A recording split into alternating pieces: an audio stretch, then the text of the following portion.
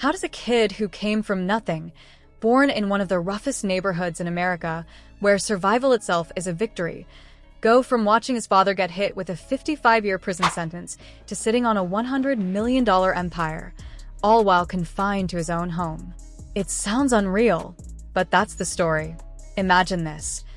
A young man who couldn't even step outside without permission, somehow building a fortune most people couldn't dream of. We're talking pet tigers lounging in the backyard, military-grade tanks parked beside luxury cars he can't legally drive, a $5.5 million mansion as his cage, and nearly $6 million worth of diamonds glittering through it all. He's trapped, yet thriving, cut off from the world, but still controlling it from a laptop and a mic. While other rappers were flying city to city, chasing shows and streams, he was breaking records from his living room. The world came to him, millions of fans, billions of views, endless headlines. It was as if confinement turned into a business model. Every song, every post, every moment became content, currency, and control.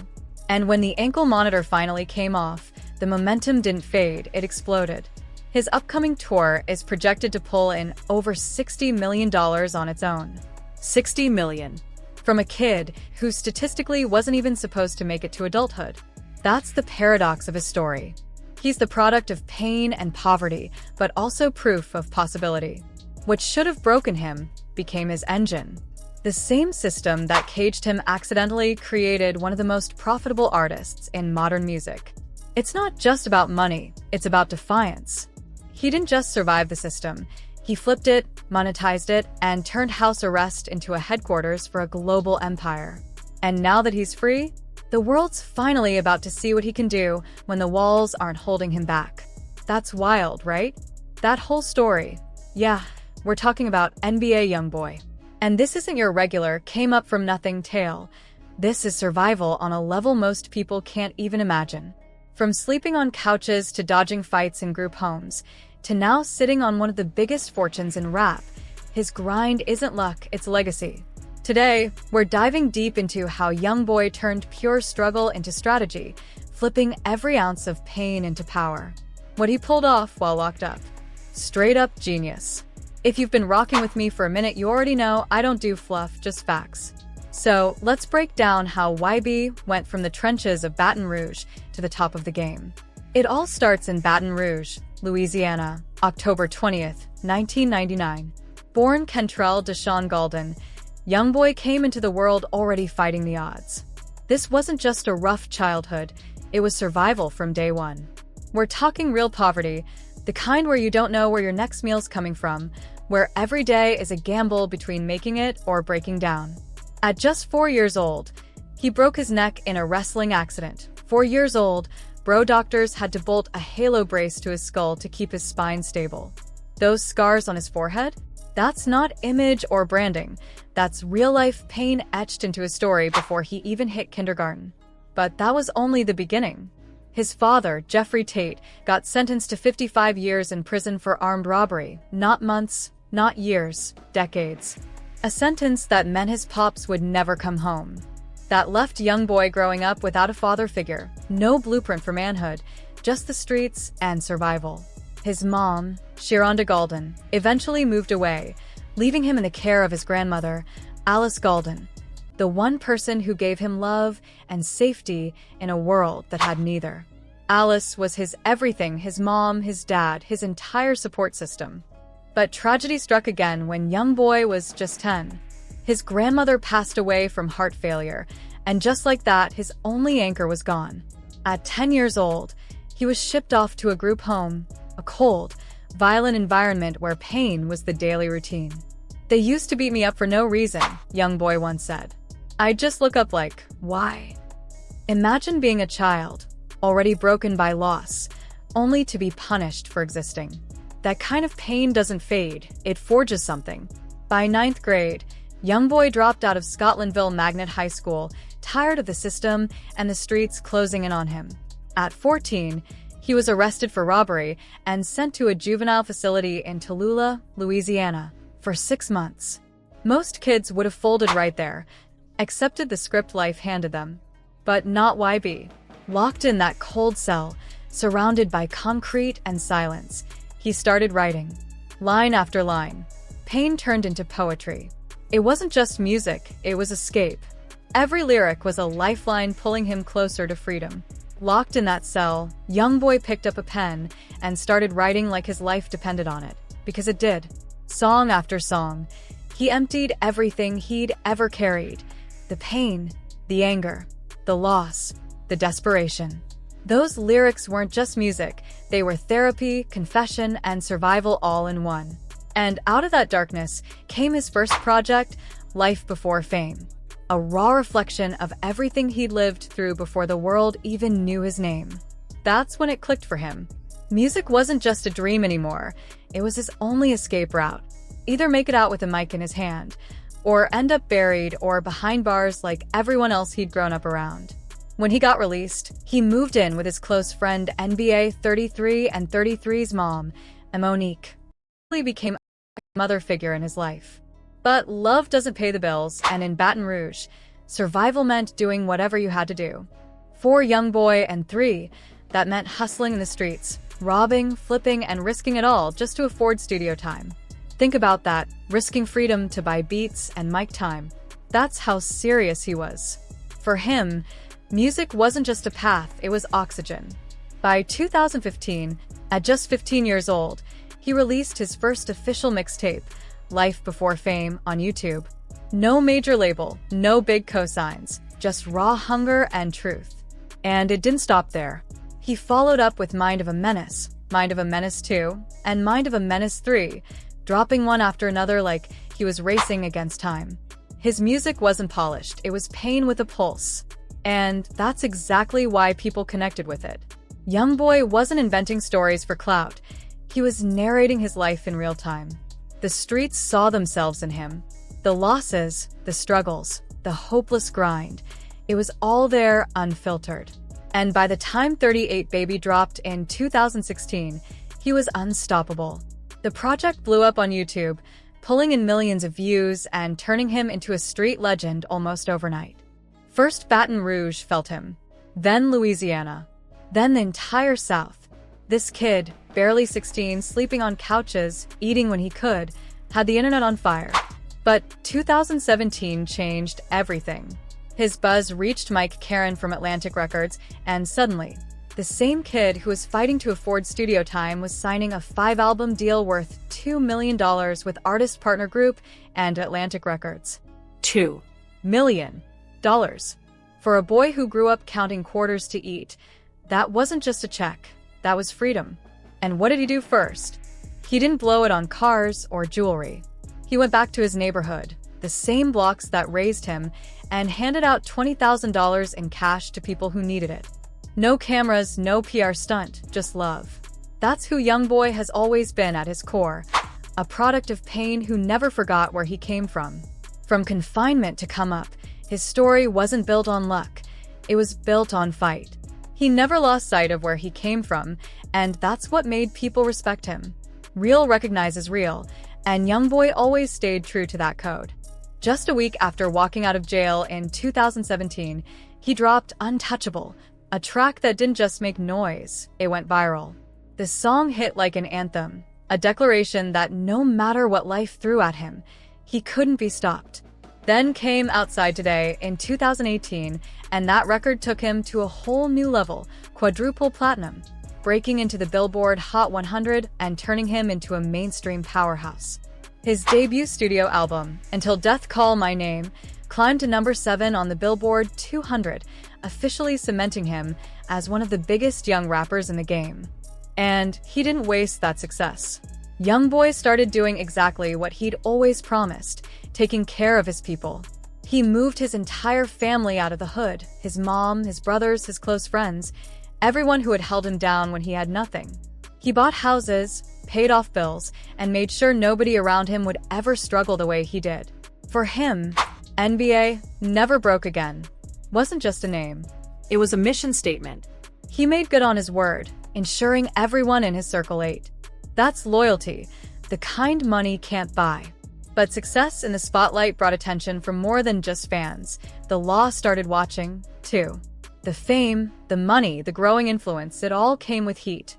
In November 2016, just as his career was starting to take off, U.S. Marshals arrested him in Austin, Texas, right before a show.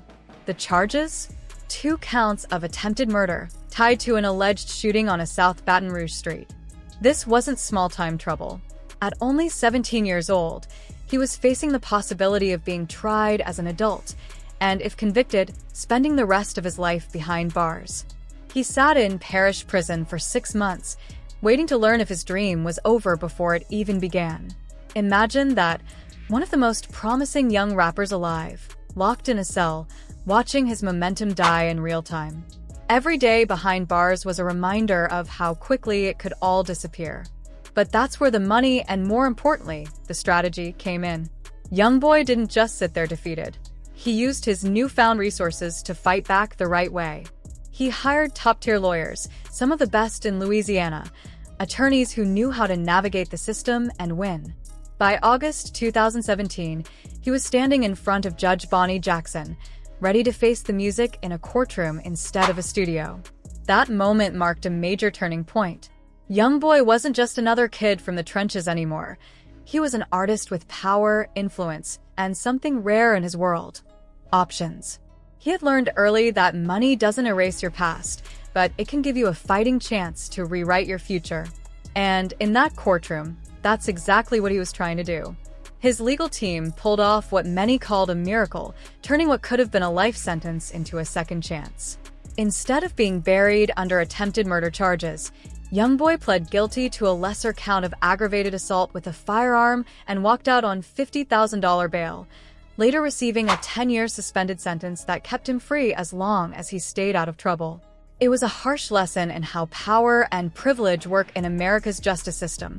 A broke kid with a public defender would have been forgotten behind bars, but a millionaire with top attorneys got to keep living his dream. Still, freedom didn't come easy. By early 2018, he was arrested again before a concert in Tallahassee, and the pattern continued through 2019: probation violations, new cases, more arrests. Despite the fame, money, and success, it was clear that the shadow of his past still followed him everywhere he went. Every time the system came for him, YoungBoy had the means to fight back. Money became his armor in a world built to break young black men from the trenches. In September 2020, he was arrested in Baton Rouge on serious drug and weapon charges, and the following year, he made headlines again after a high-speed chase with federal agents led to his capture. Facing federal gun charges that could have ended his career and his freedom, he somehow walked free in July 2022 after being found not guilty. The difference wasn't luck, it was resources. While most people in his position would have been swallowed by the system, YoungBoy's millions paid for elite attorneys who knew exactly how to win. Afterward, he was placed on house arrest in Utah, confined to a mansion and cut off from the outside world while waiting on another trial from Louisiana. To many, that looked like the end of his run. How could a rapper stay relevant when he couldn't tour, couldn't perform, couldn't even step past his gate? But YoungBoy flipped the script. Settled in Utah with his girlfriend, Jaslyn Michelle Hayes, he turned confinement into a creative fortress. According to insiders like WAC 100 and DJ Academics, he pulled in between $50 million and $100 million while still on house arrest. Let that sink in. A man who couldn't leave his house was out earning rappers who were free to move. He sold part of his catalog to Atlantic Records, inked a massive new deal with capital worth around $40 to $60 million, and then outworked everyone in the game. In 2023 alone, he released a staggering 121 songs, more than entire rosters of artists combined. His YouTube channel became a financial powerhouse, pulling in millions in ad revenue and over 15 billion views across all platforms. Every click, every stream, every replay turned into revenue. While others relied on touring, YoungBoy built an empire from isolation. Eventually, after a fierce label bidding war, he re-signed with Atlantic for another $60 million before moving to Motown, proving that even trapped inside his own home, he was still one of the most unstoppable forces in hip-hop. When YoungBoy finally dropped his tour dates, the reaction was instant chaos, in the best way possible. Tickets vanished within hours, venues maxed out, and entire arenas filled with people who'd been riding with him since the struggle. These weren't just fans, they were believers. Folks who'd found comfort in his pain, motivation in his grind, and hope in his survival. After years of watching him perform through a screen, they were finally face to face with the man whose music had helped them through their own storms. That's why this tour isn't just a comeback. It's a celebration. A $60 million reminder that loyalty still exists in music. Because YoungBoy supporters don't just listen, they invest. They show up. They move when he moves. And in return, he's giving them everything they've been waiting for: raw emotion, energy, truth, all on stage. When you do the math, it's mind-blowing. Nearly $100 million made while confined to a house in Utah, plus another $60 million from this tour. That's $160 million earned by someone who came from absolutely nothing. A kid who grew up hungry, slept on couches, lost his grandmother before he even hit middle school, and still built an empire. If "never broke again" was just a slogan once, now it's a legacy. But here's the thing, the story doesn't end with money. Because all that wealth, all that success, all those sold-out shows can't buy what YoungBoy admits he still doesn't have: peace. In a rare moment of vulnerability during a Billboard interview, he confessed, "I'm terrified of people. I'm very scared of people and my kids." It's haunting, really. The same man who commands stadiums filled with screaming fans is, deep down, afraid of the world. "People are cruel," he said quietly. "We can't control ourselves." Behind the fame, the cars, the mansions, and the millions, there's still that boy from Baton Rouge, guarded, scarred, and searching for safety in a world that never gave him any. You never really shake that kind of fear, the kind that comes from growing up in chaos, losing people young, and learning early that trust can get you killed. That's the paranoia YoungBoy carries with him everywhere. Money can stack to the ceiling, houses can multiply, but trauma doesn't fade just because the view gets better. Underneath the fame and the fortune, he's still that kid from Baton Rouge who learned to survive before he learned to live. Now a father to at least 11 children: Caden, Casey, Kamiri, Talon, Armani, Cody, Capri, Alice, named after his grandmother, Kentrell Jr., and Clemenza. He's trying to give them everything he never had. But even that comes with weight. The same pain that built him also shapes how he parents. You can feel it in how protective he is, how distant he can be. That's the cost of surviving what he did. Still, for all the darkness, YoungBoy's never forgotten to give back. Even while locked up in 2019, he funded annual back-to-school drives so kids in his hometown could have supplies and support, because he remembers what it's like to have nothing. That's authenticity money can't fake. And when you really look at his journey, it's nothing short of unbelievable. Imagine telling that 10-year-old boy, grieving his grandmother, bruised from group homes, that one day he'd be worth over $160 million, owning mansions, tigers, tanks, and topping charts worldwide. He probably would have laughed through the pain. But YoungBoy turned what seemed impossible into reality. From house arrest earnings that hit 9 figures to a $60 million tour the moment he got his freedom back, he's done what most only dream of. But his story isn't just about getting rich. It's about endurance. It's proof that even when the odds are stacked sky-high, resilience can break through concrete. He climbed from hunger and heartbreak to heights few ever reach, transforming pain into power and poverty into permanence. Yet, his success also exposes the truth money can't cover up. It can buy houses, cars, and even freedom, but it can't heal what's broken inside. It can't undo loss. It can't erase fear. NBA YoungBoy built an empire out of survival, became a living symbol of perseverance, and proved that no matter what cage he's placed in, literal or emotional, he'll find a way out. From sleeping on floors to counting millions, from a broken childhood to a global stage, his story defines the phrase "never broke again." But maybe the real lesson isn't about wealth at all. It's about how far pain can push you, and how even when you win it all, peace might still be the hardest thing to find.